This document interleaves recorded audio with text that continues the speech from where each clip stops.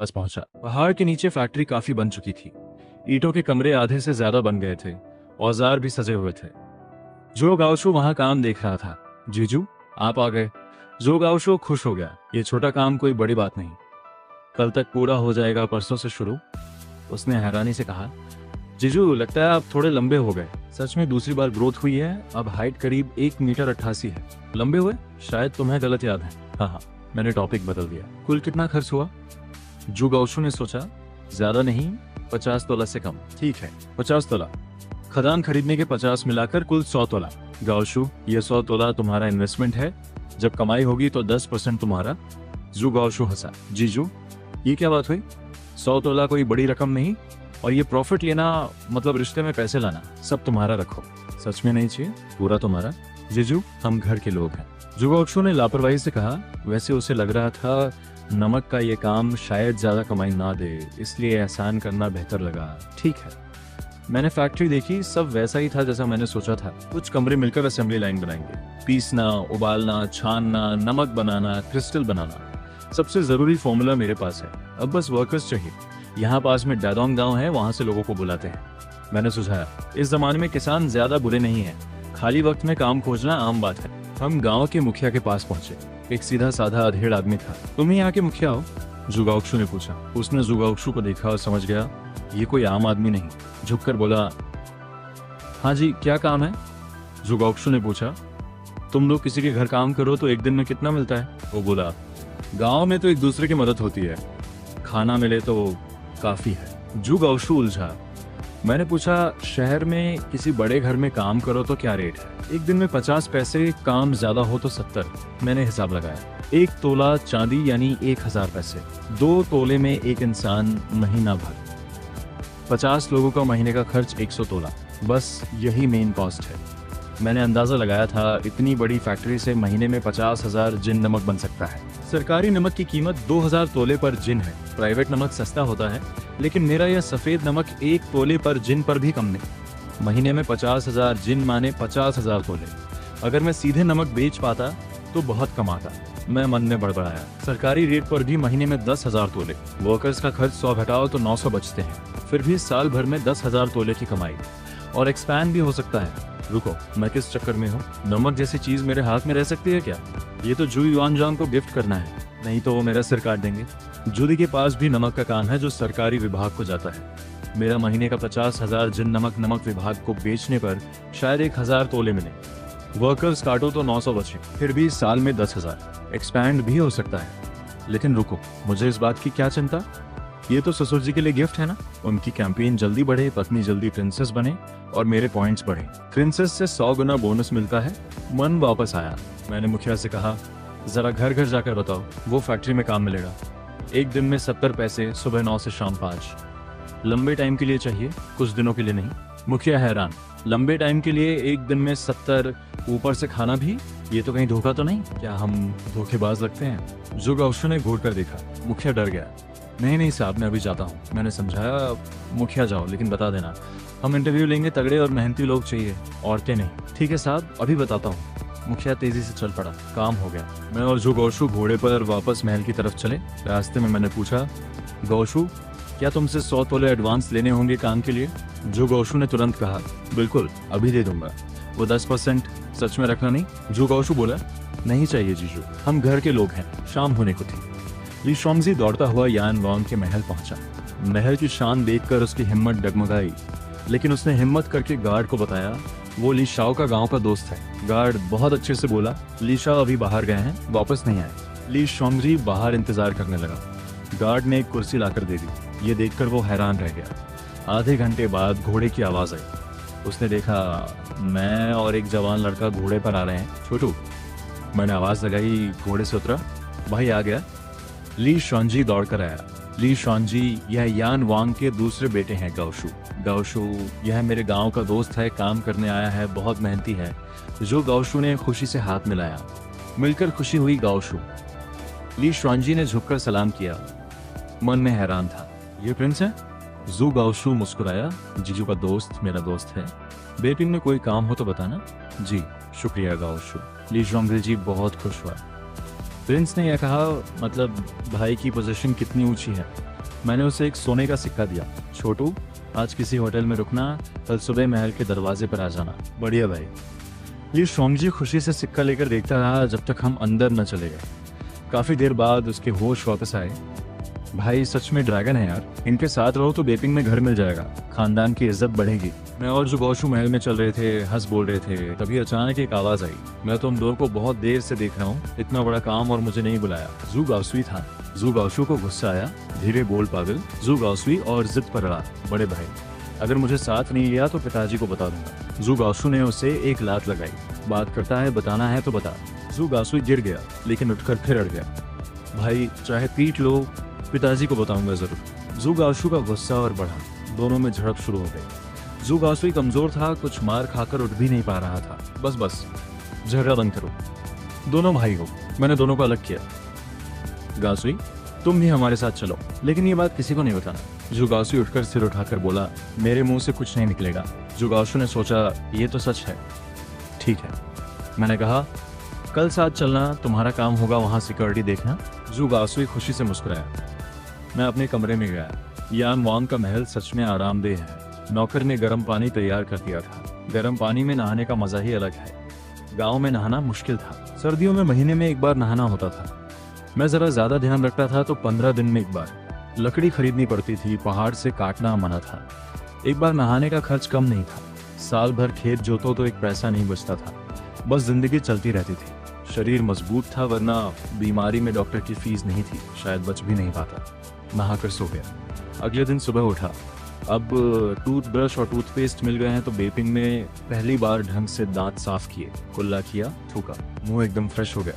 शायद मैं इस दुनिया का पहला इंसान हूँ जिसने टूथपेस्ट और टूथब्रश से दांत साफ किए। नाश्ता करते करते मैंने पॉइंट्स शॉप देखी। इस महीने नए आइटम्स थे। Attribute small gift pack 1000 points में। हॉर्स राइडिंग मास्टरी 500 पॉइंट्स में। Hyderabad hot pot base 500 points में। अभी मेरे पास 25,250 पॉइंट्स हैं। Shop clear. पॉइंट्स की कोई कमी नहीं, सब आइटम्स काम के हैं। एट्रीब्यूट पैक जरूर लेना है। हॉर्स राइडिंग भी जरूरी है। हॉट पॉट बेस जिंदगी थोड़ी बेहतर करेगा। एट्रीब्यूट गिफ्ट पैक यूज हुआ, स्ट्रेंथ +1 मिली। हॉर्स राइडिंग मास्टरी यूज हुआ, अभी बिगिनर लेवल है। पेट में एक गर्माहट सी उठी, स्ट्रेंथ बढ़ी। दिमाग में घुड़सवारी के सारे टिप्स और ट्रिक्स आ गए। ऐसा लगा जैसे 2 साल से घोड़ा चला रहा हूँ। एट्रीब्यूट पैनल खोला। होस्ट ली शाओ। स्ट्रेंथ 11, आम इंसान का एवरेज 5 से 10, warrior 30, agility 8, intelligence 7, current skills beginner horse riding, beginner sword. बढ़िया, स्ट्रेंथ 11 हो गई। जल्दी ही वॉरियर बन जाऊंगा। युद्ध नहीं करना, लेकिन अपनी रक्षा के लिए ताकत जरूरी है। स्ट्रेंथ बढ़ने से स्टैमिना और इम्यूनिटी भी बेहतर होगी। नाश्ते के बाद रोज की तरह ट्रेनिंग ग्राउंड गया। दूसरों को लगना चाहिए कि ये मेहनत से सीखा है, पॉइंट से नहीं। सबसे जरूरी बात, दूर खड़ी जो निम्योन देख सके। कई दिनों से मिले नहीं, उसे मिस तो कर रही होगी। ट्रेनिंग ग्राउंड पहुंचा तो जो गाओशु पहले से राउंड्स लगा रहा था, टांगों पर पट्टियां बंधी थी। वो ट्रेनिंग में बिल्कुल डिसिप्लिन रखता है। गुड मॉर्निंग गाओशु। गुड मॉर्निंग जीजू। मैं भी राउंड्स लगाने लगा। दूर योंगन हॉल की 3री मंजिल पर जांग कुई ने मुझे देखा और चिल्लाई, राजकुमारी आ गए, ली शाओ आ गए। कुई धीरे बोलो। जूनिंग छोटे छोटे कदमों से आई। मुझे देखकर उसका चेहरा खिल गया। फिर वो खिड़की के पास चुपचाप बैठ गई। आधे घंटे बाद हम रुके। जीजू, आपकी स्टैमिना बढ़ती जा रही है। लगता है महल का खाना रास आ रहा है। जू गाओशु ने वेपन्स रैक की तरफ इशारा किया। जो भी हो, वेपन चुनो, प्रैक्टिस करो। मैं वेपन्स रैक के पास गया और आखिर में एक तलवार उठाई। जू गाओशु थोड़ा हैरान हुआ। जीजू, तलवार? मैं मुस्कुराया, क्यों नहीं, कितनी स्टाइलिश है। जू गाओशु ने लापरवाही से कहा, तलवार बैटलफील्ड के लिए नहीं होती, असली मर्द को स्पीयर चाहिए। उसने स्पीयर उठाई और जोर से घुमाई। बहुत शानदार लगा। मैंने कहा, तुम्हारी दीदी को पोएट्री पसंद है, खासकर लीबाई की। लीबाई की कविताओं में तलवार का जिक्र 40 से ज्यादा बार है। जू गाओशु ने जोर से सिर हिलाया। मन में बहुत खुश हुआ। समझ गया, जीजू दीदी से सच्चा प्यार करते हैं। वेपन भी प्यार की वजह चुना। मैंने पूछा, गाओशु, तुम्हें कौन सा वेपन पसंद है? वो बोला, मुझे ली शिमिन और शांग यू पसंद है। एक तलवार चलाता था, दूसरा भाले से, इसलिए मैं बो और स्पीयर यूज करता हूँ। मेरे मन में एक ख्याल आया, ये रिबेलियन का आइडिया तो बचपन से ही था, लेकिन मैं तलवार नहीं सिखा सकता। जू गाओशु ने पूछा, सच में स्पीयर नहीं सीखोगे? मैं जवाब देने वाला था कि दूर से एक आवाज आई, मुझे तलवार आती है, मैं सिखाऊंगा। ये जू गाओशु था, जू दी के 3रे बेटे। बड़े को छोड़ बाकी दोनों ने बचपन से मार्शल आर्ट सीखी है। ठीक है, गासुई तुम सिखाओ। जू गाओशू ने भौहें सिकोड़ी। मन में सोचा, ये छोटे ने मेरी जगह छीन ली। सब जानते हैं ली शाओ के पास रहने से फायदा होता है। लगता है पिताजी की तारीफ सुनकर ये लालची हो गया, लेकिन कुछ बोल नहीं सकता था। जू गासुई बड़े मजे से वेपन्स रैक से 2 तलवारें निकाली और मुझे भी लेने का इशारा किया। 2 तलवारें क्यों? मैंने पूछा। जू गासुई बोला, मेरी टेक्निक का नाम है जुनजी सोर्ड, यानी डुअल सोर्ड स्टाइल। ये लियू बे की टेक्निक से आई है। जुनजी सोर्ड को लियू बे ने बनाया था, वाकई कमाल है। लेकिन मुझे डुअल सोर्ड नहीं चाहिए। एक तलवार से शुरू करते हैं। ठीक है। ट्रेनिंग ग्राउंड में 3 लोग 2 तलवार चला रहे हैं, एक स्पीयर। जूदी बाहर निकलते वक्त ये नज़ारा देखा, मन खुश हो गया। पहले वो भी सुबह ट्रेनिंग करते थे, अब काम बढ़ गया है। ये ली शाओ घर के साथ बहुत अच्छे से घुल मिल गया है। जूदी सोच रहे थे गाओशू और गासुई आगे चलकर बेहतरीन वॉरियर्स होंगे। ली शाओ थोड़ी देर से सीख रहा है, लेकिन टैलेंट अच्छा है। मेरे पास एक और केपेबल इंसान आ गया। रुको, पत्नी ने कहा था उसे बैटलफील्ड पर नहीं भेजा, छोड़ो। जूदी ने अफसोस किया और चले गए। ऊपर योंगन हॉल में जूनिंगन की नजरें मुझ पर टिकी थी। कितना हैंडसम है। वाकई तलवार चलाने वाले लोग अच्छे लगते हैं। तलवार की स्टाइल में एक अलग सी एलिगेंस होती है जो हर लड़की को पसंद आती है। कविता के साथ ये कॉम्बो और भी कमाल लगता है। हर जमाने में लड़कियां एक जैसी होती हैं। आज भी बास्केटबॉल कोर्ट पर खेलने वाला लड़का लाइब्रेरी में बैठकर पढ़ने वाले से ज्यादा अट्रैक्टिव लगता है। हाँ, अभी मेरी तलवार थोड़ी ऑकवर्ड है, लेकिन उसकी नज़र में मैं जो भी करूं अच्छा लगता है। वो सोच रही है मेरे टैलेंट को देखते हुए जल्द ही तलवार भी कमाल की चलाऊंगा। राजकुमारी, अच्छा लग रहा है? सीख हुई? तुम मार खाना चाहती हो। 1 घंटे की मॉर्निंग ट्रेनिंग खत्म हुई। तीनों साथ महल से बाहर निकले।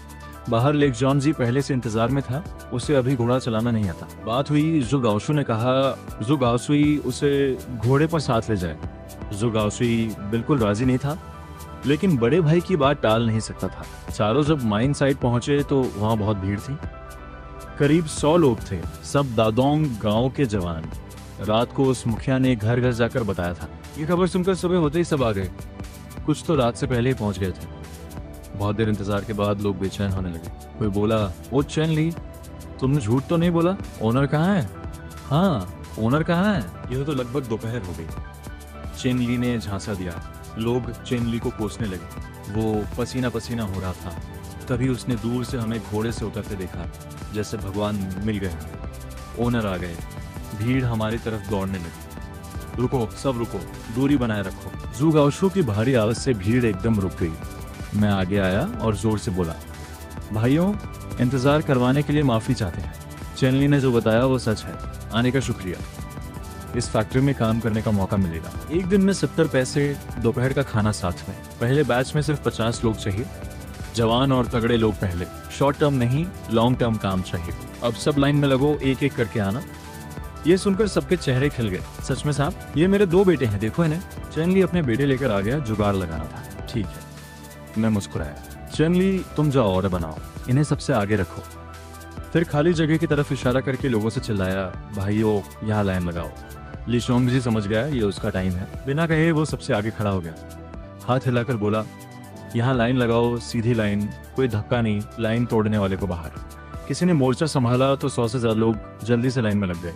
मैं सिलेक्शन शुरू करने लगा। उम्र 25, ताकत है, भारी चीजें उठा सकते हो, 10 मीटर तक। लॉन्ग टर्म काम करोगे? हमारे घर में 6 भाई हैं, खाने को बहुत मुंह है। ठीक है, तुम हो, उस तरफ खड़े हो। शुक्रिया मालिक। 1 घंटे बाद सिलेक्शन के आखिरी पड़ाव पर पहुंचे। सिर्फ 5-6 जगहें बची थी। पीछे वाले बेचैन होने लगे। कोई बोला, मैं पहले आया था, तुम मेरे आगे कैसे आ गए? मैं तो रात से यहाँ हूँ। हटो अपनी जगह से। हटाओगे तो मुझसे पंगा लोगे? तुम्हारे भाई बहुत हैं क्या? मेरे भी कम नहीं। ये सच्ची लड़ाई थी, पैसों का मामला था, कोई पीछे नहीं हटना चाहता था।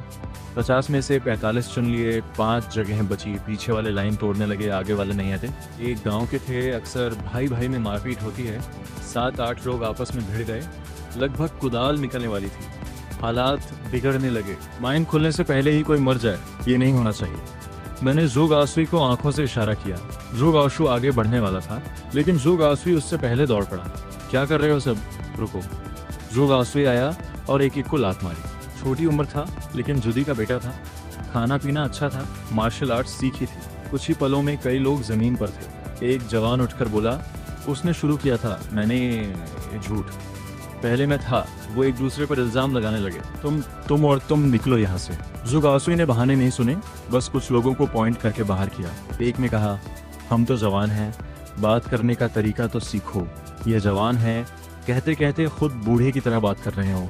मैं तुम्हारे बाप की उम्र का हूं। हाँ, और ओनर होने का मतलब ये नहीं कि मनमानी करो। ये सुनकर जो लोग निकाले जा रहे थे वो घबरा गए। जू गाओसुई का चेहरा सख्त हो गया। निकलो यहाँ से। समझ नहीं आया? उसने कमर से दोनों तलवारें खींच ली। एक की नोक उस इंसान की नाक के सामने थी। जानते हो मैं कौन हूँ? एक और बात बोली तो सिर धड़ से अलग। जू गाओसुई गुस्से में था। इन आम लोगों की हिम्मत की उसकी बात पर ऐसे जवाब दे। तलवार की चमक देखकर किसी की हिम्मत नहीं हुई। साफ था ये कोई रईस घर का लड़का है, कौन पंगा ले। ठीक है, जाते हैं, इनसे क्या लेना देना। वो लोग चुपचाप खिसक गए। बाकी लोग मन में बोले, बड़े लोगों से पंगा लो तो घर बर्बाद होता है। जो गाओसुई ने ठंडे से नाक से कोड़ा और मेरे पास आ गया। उसे लग रहा था आज वो काम आया। कोई और झगड़ा करे तो जानता है क्या होगा। लाइन में रहो। ली श्योंगजी ने भी मौका देखा। बड़े लोग हमेशा नहीं रहते, खुद को एस्टैब्लिश करना था। उसने आवाज लगाई और खुद को ओनर की साइड का बता दिया। मैंने देखा ली श्योंगजी समझदार है। गांव के लोगों ने उसे एम्प्लॉयर की तरफ का समझना शुरू कर दिया। थोड़ी बाद सिलेक्शन खत्म। 50 लोग चुन लिए। जो नहीं चुने गए वो उदास खड़े थे। मैं बाहर आया और बोला, आज का सिलेक्शन खत्म हुआ। जो नहीं चुने गए निराश मत होना, जल्दी ही दूसरा बैच भी आएगा। लोग शांत हुए और चले गए। फिर मैंने ली श्योंगजी से सबको रजिस्टर करवाया, काम के हिसाब से ग्रुप्स बनाए। 3 लोग खाने की जिम्मेदारी के लिए। बाकी की ट्रेनिंग शुरू हुई। टूल्स पहले से थे। माइनिंग, क्रशिंग, बॉयलिंग, क्रिस्टलाइजिंग, सब स्टेप्स के लिए इक्विपमेंट था। मैंने ली श्योंगजी को पूरा प्रोसेस समझाया। सब स्टेप्स आसान थे। ली श्योंगजी के पास डायग्राम था, एक बार देखकर समझ गया। हाँ, सबसे जरूरी ब्राइन फॉर्मूला मेरे पास ही था। भाई पहले कभी नहीं लगा था आप में ये सब है। मैं तो आपको पहचान नहीं पाया। ली श्योंगजी पूरी तरह इम्प्रेस था। ये मेथड तो कमाल का है। जू गाओसुई ने कहा, जीजू कोई आम इंसान थोड़े ही हैं, उन्हें कोई भी आसानी से नहीं समझ सकता और मुझे उनका टैलेंट पहचानने की समझ थी। जू गाओसुई ने हाँ मिलाई। दूसरे भाई सही कह रहे हैं। मैं पूरे दिन लगा रहा। ट्रेनिंग लगभग पूरी हो गई। जो नहीं समझे ली श्योंगजी डायग्राम से समझाएगा। फैक्ट्री के कमरे भी तैयार हो गए थे। मैंने वर्कर्स को कल भी कंस्ट्रक्शन जारी रखने को कहा ताकि ली श्योंगजी के रहने की जगह बने। बाद में उसके साथ सिक्योरिटी वाले भी रहेंगे, चोरी रोकने के लिए। सब काम निपटते रात हो गई।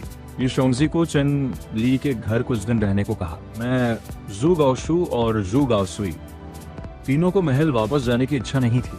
पास के शहर में एक सराय ढूंढी, एक जग शराब और कुछ अच्छे खाने के साथ खाना खाया।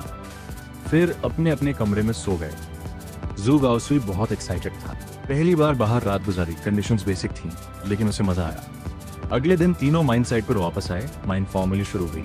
पहला स्टेप था माइनिंग। मैंने 20 वर्कर्स को माइनिंग पर लगाया और काम शुरू हुआ। लेकिन देखा कि माइनर्स काम में लगे हैं और बाकी सब बेकार बैठे हैं। असेंबली लाइन का पहला स्टेप ही स्टक था तो आगे के लोग खाली थे। क्या काम शुरू होने से पहले लोगों को बेकार बैठे थे?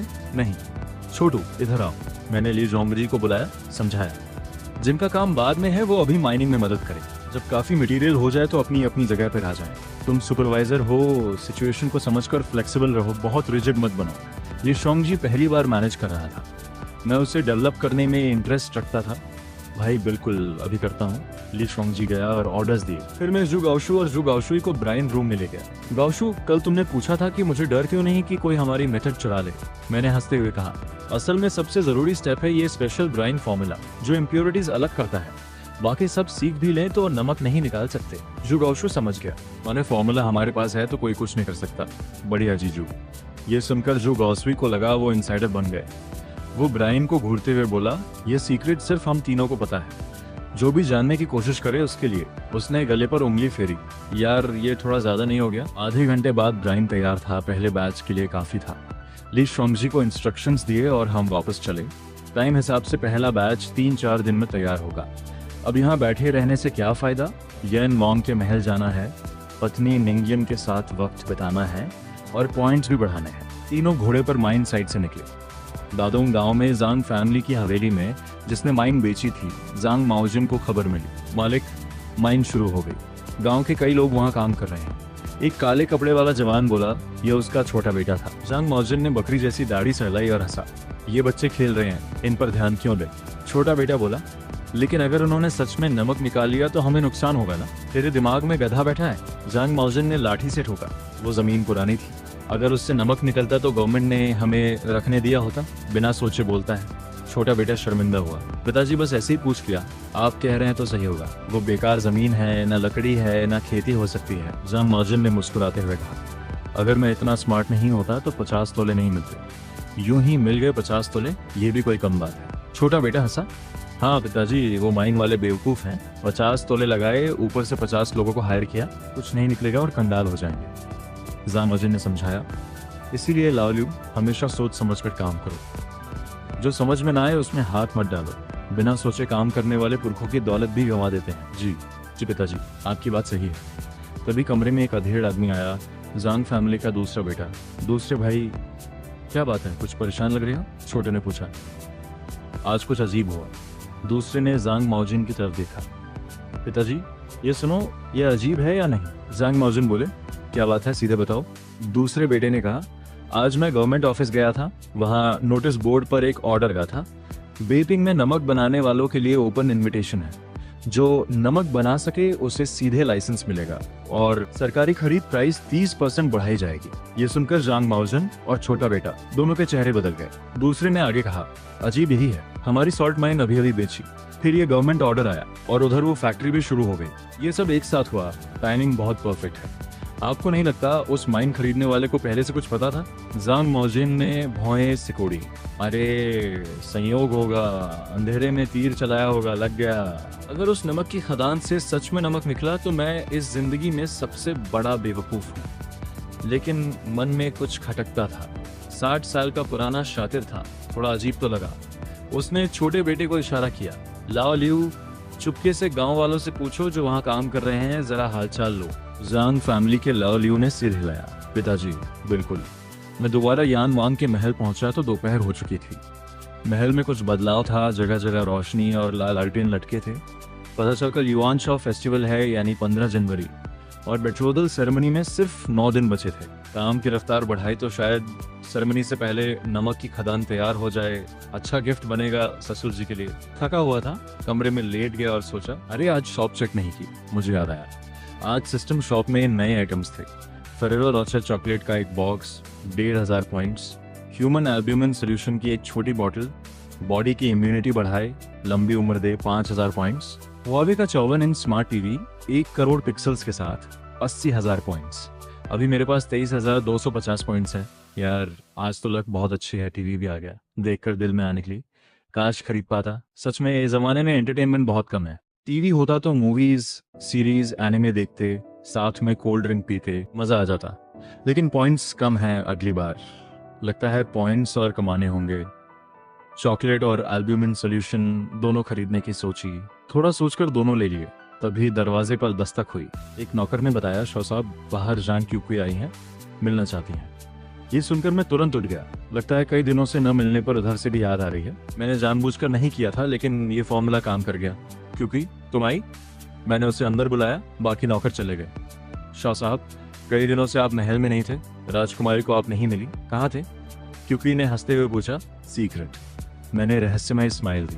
फिर धीरे से पूछा, ये बताओ, मेरे न रहने पर राजकुमारी ने कुछ कहा? कुई ने मुझसे गोल्ड कॉइन लिए थे और मुझे पसंद भी करती थी, तो राजकुमारी को तुरंत भेज दिया। धीरे से बोली, ये मत कहना कि मैंने बताया। मैंने सिर हिलाया, बिल्कुल नहीं। कुई ने कहा, आप नहीं थे तो राजकुमारी का खाने पीने में मन नहीं लगा, वो कुछ कहती नहीं।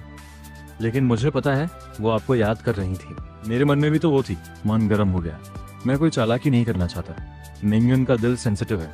मैं पहले से तय कर चुका हूँ, उसे हमेशा खुश रखूंगा, कभी तकलीफ नहीं दूंगा। शाह साहब, ये राजकुमारी ने आपके लिए खुद बनाया है। कुई ने एक खूबसूरत सैशे निकाला। बहुत सुंदर है। मैंने सैशे लिया। बारीक कढ़ाई थी, एक झील, एक पुल और एक छत। बीच में 2 लोगों की परछाई बिल्कुल वैसी जैसी बीए यून ब्रिज पर थी। दिल में मीठापन सा उतर गया। ये तो प्यार की खुशबू है। वापस जाकर राजकुमारी को बताओ, ये गिफ्ट बहुत पसंद आया। मैंने सैशे कमर पर लगाया। साथ ही अफसोस हुआ मैंने कोई गिफ्ट नहीं दिया। रुको, अभी चॉकलेट खरीदी है। कुई। दरअसल मैंने भी राजकुमारी के लिए गिफ्ट रखा था। थोड़ा रुको। मैं कमरे में गया, स्टोरेज से चॉकलेट निकाली और वापस आया। ये फेरेरो रोचर चॉकलेट है। हार्ट शेप का बॉक्स, काले रंग का ग्लास कवर और अंदर सोने जैसी रैपर में रैप चॉकलेट बॉल्स। ये क्या है? क्योंकि हैरान, इससे पहले कभी नहीं देखा। ये चॉकलेट है, एक तरह की स्वीट खाने की चीज है। मैंने समझाया, चॉकलेट? क्योंकि और उलझ गई। ये रेड शुगर जैसी है। हाँ, मीठी है, खाते हैं। ध्यान से राजकुमारी को दे देना, उन्हें बताना खोल कर खाएं। ज्यादा दिन नहीं रखना, खराब हो जाएगी। कुई ने सिर हिलाया, संभाल कर बॉक्स लिया और उठी। ठीक है शाह साहब, मैं चलती हूँ, जाओ संभाल कर। मैंने फिर याद दिलाया, ज्यादा देर मत रखना, खा लेना। योंगन हॉल में जो निंगयुन ने क्यूकी को दूर से आते देखा, अंदर बुलाया और पूछा, सैशे मिला? कुई ने कहा, मिला। बहुत खुश हुए। बोले, कई दिनों से आप याद आ रही थी और यह गिफ्ट भेजा है। ये सुनकर जो निंगयुन का दिल खुश हो गया। फिर उसकी नजर कुई के हाथ में उस सुंदर बॉक्स पर गई। ये चॉकलेट है। कुई ने ध्यान से बॉक्स रखा। चॉकलेट क्या होती है? जो निंगयुन ने पूछा। मुझे भी नहीं पता। क्यूकी ने भौएं सी कोड़ी। बोली, एक स्वीट है। शाह साहब ने बहुत जोर देकर कहा, खाना जरूर, ज्यादा देर मत रखना, खराब हो जाएगी। स्वीट। जो निंगयुन को इतना सुंदर बॉक्स खोलने का मन नहीं था, लेकिन ली शाह ने कहा था तो उसने बॉक्स खोला। अंदर सुनहरे रंग की छोटी छोटी गोल चीजें थी। एक उठाई, रैपर हटाई, काले रंग की गोल चीज दिखी, जैसे कोई दवाई की गोली। ये खाने की है? कुई हैरान। राजकुमारी। कुई चौंक गई। राजकुमारी ने बिना सोचे एक बाइट ले ली और फिर चेहरा खिल गया, जैसे दूसरी दुनिया का स्वाद था। मिंग डायनेस्टी में मीठा बहुत कीमत था। वहां की स्वीटनेस चॉकलेट के आगे कुछ नहीं थी। मुंह में एक गहरी मखमली खुशबूदार मिठास फैल गई। बहुत मीठा, बहुत अच्छा। जू निंगयुन बोल रही। चॉकलेट ने दिमाग में खुशी के हार्मोन्स छोड़ दिए। मन बहुत हल्का हो गया। कुई तुम भी खाओ, दुनिया में इससे मीठी कोई चीज नहीं। जो निंगयुन खुशी में कुई के साथ शेयर करना चाहती थी। इतना भी क्या, कुई ने एक खाई। एक बाइट के बाद उसकी आंखें चमक गईं। ये तो सच में कमाल है। झूठ बोलूंगी? जो निंगयुन खुशी से हंसी। ली शाओ हर बार कुछ नया लाता है। राजकुमारी, एक और दे दो ना। जो निंगयुन कंजूस नहीं थी। कुई को एक और दी, खुद भी एक और ली। औरतों की खुशी कभी कभी बहुत आसान होती है। एक चॉकलेट से घंटों खुश रह सकती हैं। दोनों ने एक एक और खाई। कुई और खाना चाहती थी लेकिन रुक गई। जो निंगयुन भी और खाना चाहती थी, लेकिन कुल 10 थीं। 4 खा लिए, बाकी बचाऊंगी। माँ और बड़े भाई को भी खिलाना है। उस रात, चाहे चॉकलेट की वजह से हो या ली शाओ के प्यार की वजह से, जो निंगयुन को बहुत अच्छी नहीं लगी। उधर मैंने सैशे को हाथ में लेकर उसकी खुशबू सूंघी और मीठे सपनों में खो गया। जो निंगयुन की एफिनिटी +2, अब एफिनिटी 82 है। पहली बार गिफ्ट एक्सचेंज हुआ। दोनों ने एक दूसरे का प्यार महसूस किया। स्वीट पॉइंट्स मिले 200। 50 टाइम्स बोनस ट्रिगर हुआ। टोटल स्वीट पॉइंट्स 10,000 मिले। अब टोटल पॉइंट्स 26,750 हैं। सोते सोते मेरे चेहरे पर मुस्कान आ गई। अगली सुबह जो निंगयुन उठी तो मन ताजा था। रात की मिठास अभी भी याद थी। सब सच था, सपना नहीं। उसने मुस्कुराते हुए होंठ दबाए। तभी क्यूकी आई और बोली, राजकुमारी, ली शाओ आए हैं। कह रहे हैं आज युआन शाओ फेस्टिवल है, आपके लिए टैंगयुआन लेकर आए हैं। कोई फैमिली नहीं है उनकी, फेस्टिवल पर आपके साथ मिलकर खाना खाना चाहते हैं। जो निंगयुन का चेहरा लाल हो गया। पिछली बार साथ खाना खाया था, लेकिन ये बात अलग थी। ये तो योंगन हॉल में आना होगा, बंद कमरे में। जमाने से पहले बेट्रोदल भी नहीं हुई। लड़की के कमरे में लड़का आए तो बड़ी बात हो जाए। लेकिन ली शाओ की कोई फैमिली नहीं है, फेस्टिवल पर अकेले हैं। अगर बाहर ही बैठे हैं, रूम में न जाएं तो चलेगा शायद। जो निंगयुन भोली थी, ये प्लानिंग नहीं समझ पाई। आखिरकार नरम दिल ने जीत ली। धीरे से बोली, अंदर आने दो। कुई गई। रुको। जो निंगयुन तुरंत बोली, 15 मिनट में तैयार होती हूँ, फिर लाना। कुई ने मुंह दबाकर हंसी छुपाई। जी राजकुमारी। योंगन हॉल के बाहर कुई ने मैसेज दिया और मैं शांति से इंतजार करने लगा। आज लक अच्छी थी। सुबह उठते ही देखा, रात के गिफ्ट से 10,000 पॉइंट्स मिल गए थे। शॉप खोली। आज युआन शाओ फेस्टिवल से रिलेटेड आइटम्स थे। सिमियन ब्रांड गिलन टांगयुआन 500 ग्राम 200 पॉइंट्स। शांग्यू एलईडी लैंटर्न पेयर 500 पॉइंट्स। वॉनली junction fireworks 10,888 rockets. 4 letters edit करने का ऑप्शन। आखिरी में स्काई पर दिखे 5,000 पॉइंट्स। ये सब देखकर दिल खुश हो गया। पूरी शॉप एक ही बार में क्लियर कर दी। आज दिल की राजकुमारी को ऐसा फेस्टिवल मनाने दूंगा जो वो जिंदगी भर नहीं भूलेगी। 15 मिनट बाद कुई नीचे आई। आ जाओ, राजकुमारी दूसरी मंजिल पर है, चलो। मैंने स्टोन बॉक्स उठाया और ऊपर चला गया। कुई ने मुस्कुराते हुए दरवाजा बंद करना चाहा। कभी यान वांग की पत्नी भी बॉक्स लेकर आती दिखी। कुई ने झुककर नमस्कार किया। वांग फीजी, शिव मियायुन बोली, युआन शाओ फेस्टिवल है, कुछ टैंगयुआन बनाए, राजकुमारी के लिए लाई हूँ। उठिए। ये सुनकर कुई का दिल डूब गया। राजकुमारी फेस्टिवल पर आमतौर पर बाहर नहीं आती थी, लेकिन आज मूड अच्छा था। वांग फे को देखकर खुश होती। वांग फे इतनी परफेक्ट टाइमिंग पर आई। शो साहब भी अंदर है। कोई कोई हिचकिचाई। राजकुमारी वो शुम्याओयुन समझदार थी। नौकरानी को हिचकिचाते देखा तो समझ गई ये ली शाओ पहुंच गया होगा। कोई बात नहीं, दामाद से मिलने का अच्छा मौका है। राजकुमारी उस फ्लोर पर है, दूसरे पर। वांग फे, मैं जरा राजकुमारी को तैयार करने जाती हूँ। कोई जरूरत नहीं। शु म्योयुन मुस्कुराई और बॉक्स लेकर सीधे अंदर चली गई। वांग फे, कुई ने आंखें बंद कर ली। राजकुमारी भगवान ही मालिक है। निंग्युन युआन शाओ फेस्टिवल मुबारक। मैं दूसरी मंजिल पहुंचा। नेचुरल स्टाइल में स्टोन बॉक्स रखा और एक शो से शुरुआत की। डोंगफोंग ये फांग हुआ चियान शु, गैंग चुई लो, शिंग रू यू।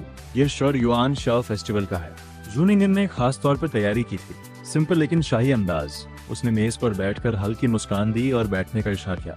फिर साफ मीठी आवाज में अगली लाइंस पढ़ी। फंग शाओ शंगदोंग, यू हो गुआंग जुआन, ये यू लोंगू, एर शेलियो होंग जिनू, शाओ यू यिन यिन। अनशांगचा से पति पत्नी मिलकर पोएम पढ़ रहे हैं। मैं आखिरी लाइन कहने वाला था कि सीढ़ियों से एक और मीठी आवाज आई। जोम ये शुनता चियन बाइदू, मोरान हुई शो, नारेन के जाए, डेंग हो लान शानचू। पोएम खत्म हुई और शुम्योयुन सामने आई। हाथ में बॉक्स था। आज युआन शाओ फेस्टिवल है, माँ तान्युआन लेकर आई है, साथ बैठकर खाते हैं। जो निंगिन जैसे चोरी पकड़ी गई हो, घबरा कर खड़ी हो गई। माँ, मेरा दिल भी धक से रहा। कुर्सी पर बैठना था, जैसे गर्म अंगारे पर बैठ गया हो। उछल कर खड़ा हो गया। ये तो सासू माँ है। अरे ये टाइमिंग भी क्या थी। मैं टैंग्युअन लेकर आया, सासू माँ भी टैंग्युअन लेकर आ गई। माँ, जू निंग्युन ने घबरा कर इंट्रोड्यूस करवाया। ये ली शाओ साहब है। फिर मेरी तरफ देखकर बोली, शाओ साहब, ये मेरी माँ है, यान वांग की पत्नी। माँ को प्रणाम। मैंने हाथ जोड़कर झुककर नमस्कार किया। अचानक हुआ था, लेकिन जितना हो सके काम रहा। शु म्योयुन ने हल्के से हाथ हिलाया, बॉक्स मेज पर रखा और बैठ गई। मुझे देखकर बोली, तुम ली शाओ हो? जी, यही हूँ। इन दिनों निंगिन बहुत खुश रही है तुम्हारी वजह से। तुम्हारा शुक्रिया। शुक्रिया तो मुझे करना चाहिए वांग फे की मेहमाननवाजी का। मैंने सच्चाई से कहा, मेरी हैसियत कम है। वांग ने बिना किसी भेदभाव की मुझे जगह दी। यहाँ आकर मुझे वो मिला जिसे मैं जिंदगी भर साथ रखना चाहता हूँ। राजकुमारी का स्वभाव शांत, दिल साफ, वो बहुत कम मिलती है। उनकी हर बात मुझे खींचती है। मेरे पास कुछ ज्यादा नहीं है, बस सच्चाई है। आज वांग फे के सामने वादा करता हूँ, जिंदगी भर राजकुमारी के साथ रहूंगा। चाहे अमीर हो या गरीब, जिंदगी हो या मौत, साथ नहीं छोड़ूंगा। जहाँ रास्ता खत्म होगा वहां बैठकर आसमान देखेंगे। मुझे पता था शु म्योयुन शायद चुपके से परख रही होंगी। मेरे पास दिखाने के लिए कुछ नहीं था, इसलिए सीधे सच बोल दिया। सासू माँ का दिल जीतना था, साथ ही निंग्युन को सुनाना था। शु म्योयुन की आंखों में खुशी की चमक आई। यह दामाद बिल्कुल सच्चा लग रहा है। बेटी के लिए प्यार साफ झलकता है। पास खड़ी जू निंग्युन का दिल भराया। माँ के सामने मेरी कही बातें सीधे दिल में उतर गईं। ये सुनने का असर अलग ही था। जू निंग्युन की अफिनिटी +5, अब अफिनिटी 87 है। शु म्योयुन मुस्कुराई। बैठो, आज युआन शाओ फेस्टिवल है। सुना है तुम्हारी कोई फैमिली नहीं, आगे से यहीं घर समझो। वांग फे का शुक्रिया। मैंने एक झुककर धीरे से बैठ गया। तीनों मेज पर बैठे थे। थोड़ी चुप्पी। शु म्योयुन ने मेज पर रखी चीजों की तरफ इशारा किया। पहले टैंग्युआन खाते हैं। जी माँ। जू निंग्युन ने मेज पर देखा। 2 बॉक्सेस थे, एक मेरा एक माँ का। कौन सा खोलें? वो सोच ही रही थी कि मैंने हाथ बढ़ाया। निंग्युन, मैं सर्व करता हूँ। मैं अपना बॉक्स नहीं खोला, सीधे शु म्योयुन का बॉक्स खोला। अंदर पके हुए टांग्युन थे। 3 बोल्स भरे। पहला शु म्योयुन को दिया, फिर निंग्युन को, आखिर में खुद रखा। शु म्योयुन ध्यान से देख रही थी।